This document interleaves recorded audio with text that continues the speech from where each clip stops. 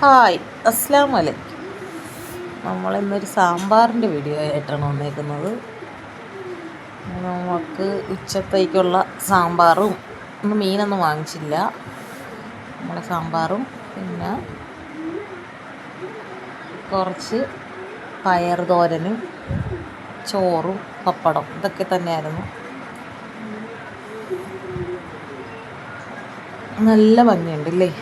Okay, എല്ലാ colour പച്ചക്കറിയൊക്കെ ആയിട്ട് കിടക്കുന്നത്, എല്ലാ കളറ് വെജിറ്റബിളും ഒക്കെ ആയിട്ട് നല്ല രസമാണ്.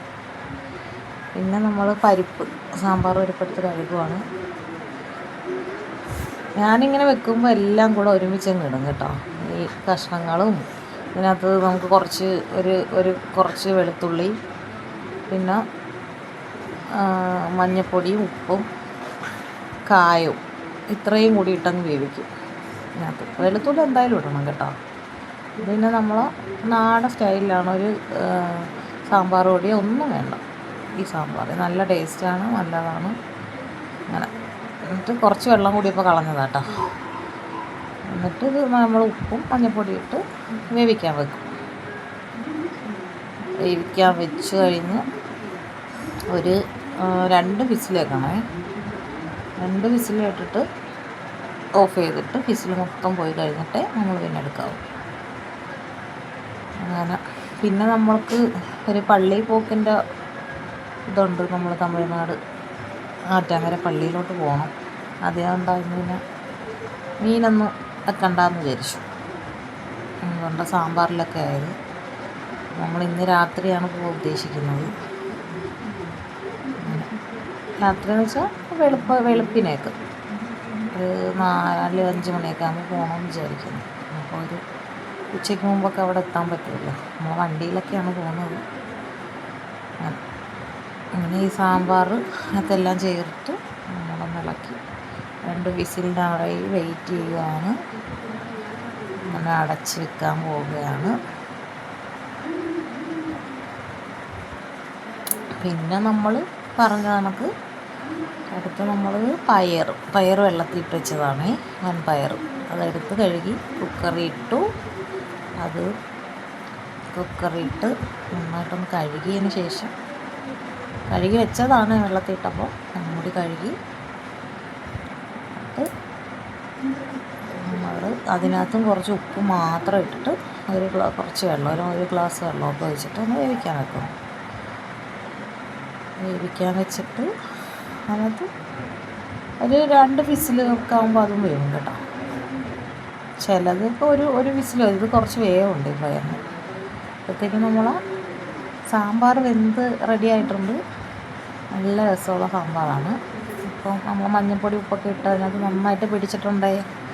ഇനി നമ്മൾ നന്നായിട്ട് ഇളക്കി കൊടുത്തിട്ട് പിന്നെ നമ്മൾ കടുക് വറുക്കണം. കടുകൊക്കെ വറുത്ത് മസാലയൊക്കെ വറുത്തിട്ടുണ്ടേ നമുക്ക് ഈ മുളക് പൊടി മല്ലിപ്പൊടി അതൊക്കെ ഇടണം. വേറൊന്നും ഇട്ടിട്ടില്ലല്ലോ, വേറെ ഉപ്പും മഞ്ഞൾപ്പൊടി മാത്രമേ ഇട്ടിട്ടുള്ളായിരുന്നു. നമ്മൾ ഒരു ഇരുമ്പ് ചട്ടി വെച്ചു. എന്നിട്ട് നമുക്ക് കുറച്ച് എണ്ണ എടുത്ത് ഒഴിക്കണം. എണ്ണ ഒഴിച്ചതിന് ശേഷം കുറച്ച് കടുക് ഇടണം. കടുക് ഇട്ടുകൊണ്ടിരുന്നപ്പോഴാണ് ആലോചിച്ചത് കറിവേപ്പില ഇല്ലല്ലോ. കറിവേപ്പില ഇല്ലാത്തത് കൊണ്ട്, കറിവേപ്പിലയില്ല മല്ലിയിലയില്ല. പിന്നെ നമ്മൾ പുറത്ത് കുറച്ച് കറിവേപ്പില വെച്ചാൽ പോയിട്ടുണ്ടായിരുന്നു. അപ്പോഴത്തേക്ക് ഞാൻ എന്ത് ചെയ്ത്, ഈ എണ്ണയ്ക്കകത്ത് കടുക് പൊട്ടിയപ്പോൾ തന്നെ കുറച്ച് മല്ലിപ്പൊടി ഇട്ടായിരുന്നേ. വെച്ചാൽ അല്ലെങ്കിൽ പിന്നെ അത് കടുക് മൊത്തം കരിഞ്ഞു പോകും. പിന്നെ കറിവേപ്പില പിന്നിട്ടാലും മതിയല്ലോ. കടുക് വറുക്കുമ്പോൾ തന്നെ കറിവേപ്പില ഇടണമെന്ന് നിർബന്ധമൊന്നുമില്ല, ലാസ്റ്റ് ഇട്ടാൽ മതി. പിന്നെ അതിനകത്ത് മല്ലിപ്പൊടി മുളക് പൊടി, പിന്നെ നമ്മൾ ഉലുവാപ്പൊടി, ഇത്രയാണ് അതിനകത്ത് ഇട്ടത്. മുളക് പൊടി, മല്ലിപ്പൊടി, ഉലുവാപ്പൊടി, കടുകിനകത്ത് കുറച്ച് എണ്ണയും കൂടെ ഒഴിക്കുകയാണ്.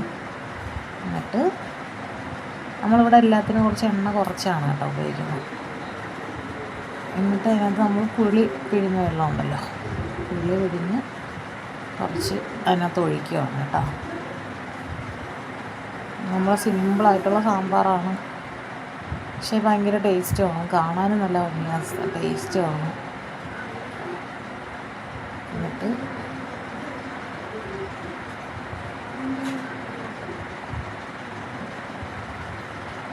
എന്നിട്ട് നമ്മൾ ഇത്രയും ചെയ്തിട്ട് ഈ അരപ്പെടുത്ത്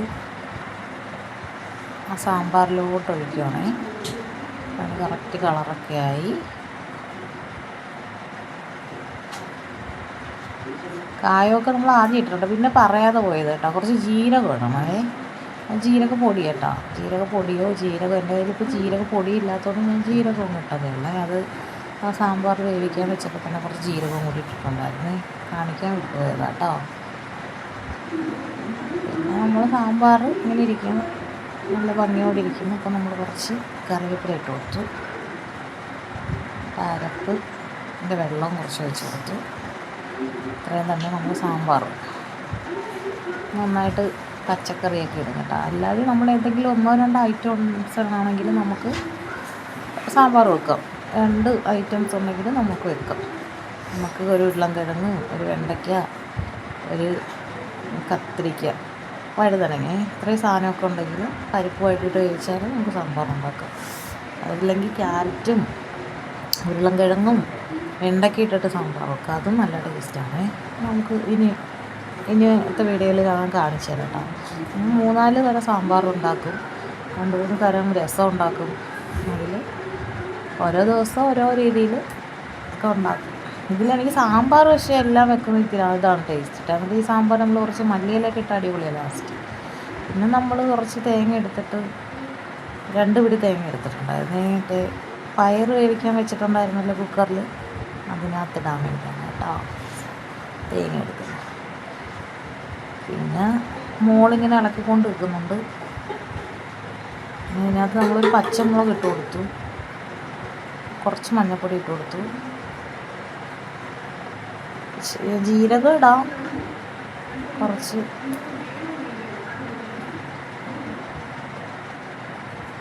നല്ല ജീരകം ഉണ്ടല്ലോ. പക്ഷെ ഞാൻ മിക്കതിനകത്ത് ഇടാറില്ല ജീരകം, വെളുത്തുള്ളി ഇട്ടിട്ടുണ്ടായിരുന്നേ. ഞാൻ തോരനും അവിയലിനൊക്കെ വെളുത്തുള്ളി ഇടാറുണ്ട്. പക്ഷെ ജീരകം അങ്ങനെ എപ്പോഴും ഒന്നും ഇടത്തില്ല, ചിലപ്പോഴൊക്കെ തോന്നുമ്പോൾ ഇടാറുണ്ട്. പിന്നെ നമ്മൾ പപ്പടവും കൂടെ വറുത്തു. ഒരു 5-6 ഉള്ളായിരുന്നു കേട്ടോ. അപ്പം അത് ഞാൻ വിചാരിച്ച് വറുക്കാമെന്ന്. അങ്ങനെ പപ്പടം പൊരിച്ചെടുക്കുകയാണ്. ഇവിടെ സാമ്പാറും റെഡിയായി, പപ്പടം റെഡിയായി. തോരൻ അവിടെ ഫിസിൽ പോകാൻ വേണ്ടി വെയിറ്റിങ്ങിലാണ്.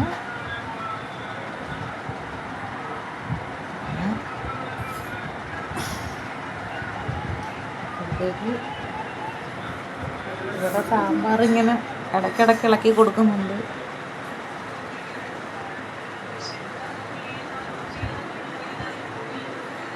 നമ്മൾ എണ്ണ എടുത്ത് മാറ്റുവാണ്. ഉച്ചയ്ക്ക് സാമ്പാർ നല്ല തിളച്ചിട്ടുണ്ട്, നല്ല ഇളക്കി കൊടുത്തു സാമ്പാർ. ഇപ്പം തന്നെ ഇളക്കിയില്ലേ പിന്നെ പണി കിട്ടിയനായിരുന്നു, നല്ല പടിയെ പിടിച്ചതിനായിരുന്നു, കറക്റ്റായി. അങ്ങനെ നമ്മൾ തോരൻ വെക്കാനുള്ളൊരു തയ്യാറെടുപ്പിലോട്ടാണ് പോകുന്നത്. ഒരു ചട്ടി എടുത്ത് വെച്ചു, കുറച്ച് വെളിച്ചെണ്ണ വെച്ചു, കുറച്ച് കടുക് ഇടുന്നു. കടുക് ഇട്ട് കഴിഞ്ഞിട്ട്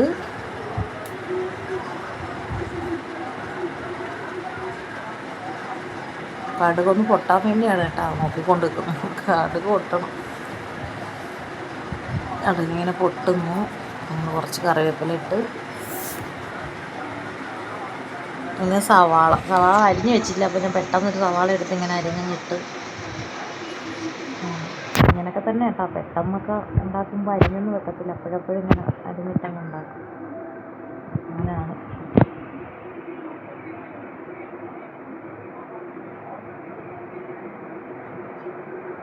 എന്നിട്ട് നന്നായിട്ട് അതിനെ ഒന്ന് ഇളക്കി കൊടുക്കണം.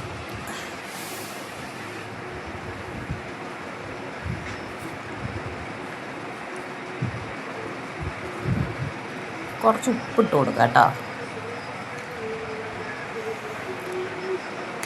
ഉപ്പിട്ട് കൊടുത്തു. എന്നിട്ടതൊരു മുക്കാൽ ഭാഗം ആവുന്ന വരെ നമുക്കൊന്ന് വഴറ്റി കൊടുക്കാം. മുക്കാൽ ഭാഗം വരെ ഒന്ന് മൊരിഞ്ഞ് വരണം. എന്നിട്ട് നമ്മൾ മഞ്ഞൾപ്പൊടി, ഒരു പച്ചമുളക്, വെളുത്തുള്ളി ഇത്രയും തേങ്ങയായിട്ട് ചതച്ചത് നമ്മൾ അതിനകത്തിട്ട് കുറച്ച് നേരം നമ്മളൊന്ന് ഇളക്കി കൊടുക്കണം. ആ പച്ച മണമൊന്ന് മാറുന്ന വരെ ഒന്ന് ഇളക്കി കൊടുക്കണം. നമ്മളിപ്പോൾ ഏതൊരു തോരൻ വെച്ചാലും മിക്ക തോരനകത്ത് ഇങ്ങനെ നമ്മൾ കടുകൊക്കെ വറുത്ത് ഇങ്ങനെ തേങ്ങയിട്ട് ഇങ്ങനെ ഇളക്കി കൊടുത്താൽ പച്ച മണമൊക്കെ മാറി ഒരു വറുത്ത മണം വരും. അപ്പോൾ തോരനൊക്കെ നല്ല ടേസ്റ്റായിരിക്കും അങ്ങനെ ചെയ്താൽ. നിങ്ങളൊക്കെ അങ്ങനെ ഉണ്ടാക്കി നോക്കേ. അതിനകത്ത് കുറച്ച് മുളക് പൊടി ഇടണേ. നമുക്കിങ്ങനെ ഈ ബീൻസ് തോരനുണ്ടല്ലോ, ബീൻസ്, പയർ, പിന്നെ ക്യാബേജ്, ഇതൊക്കെ ഉണ്ടാക്കാൻ നല്ല ടേസ്റ്റാണത്. ഇങ്ങനെ ക്യാരറ്റ് ഒക്കെ ഇങ്ങനെ വഴറ്റിയിട്ട് ഉണ്ടാക്കാൻ നല്ലതാണ്. തേങ്ങ ഒന്ന് വറുത്തിട്ട് എന്നിട്ട് നമ്മൾ ആ പയർ വേവിച്ചത് കുറച്ച് നേരം ആ പച്ചമണം മാറുന്നവരെ ഇളക്കി കൊടുക്കണം കേട്ടോ. നല്ല രസമാണ് കളറ് കാണാനും, അതുപോലെ തന്നെ നല്ലതാണ് കഴിക്കാനും. നമ്മൾ ആ പയറെടുത്ത് അതിനകത്ത് ഇട്ട് കൊടുത്തു. എന്നിട്ട്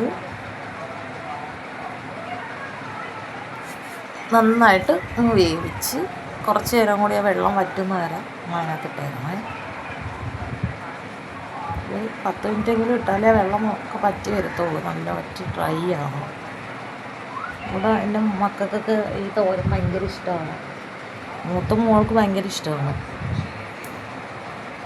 പിന്നെ നമുക്ക് കഞ്ഞിയൊക്കെ ഉണ്ടാക്കിയാൽ കഞ്ഞിയുടെ കൂടെയൊക്കെ ഇങ്ങനത്തെ ഈ പയർ തോരനൊക്കെ വെച്ചിട്ട് കഴിക്കാൻ നല്ല ടേസ്റ്റാണ്. ഞങ്ങളിവിടെ മിക്ക ദിവസവും കഞ്ഞിയും പയറൊക്കെ തന്നെയാണ് കൂടുതൽ കഴിക്കാറ്. രാത്രി ഒക്കെ ആകുമ്പോഴത്തേക്കും ഇവിടെ കഞ്ഞിയാണ് കൂടുതൽ.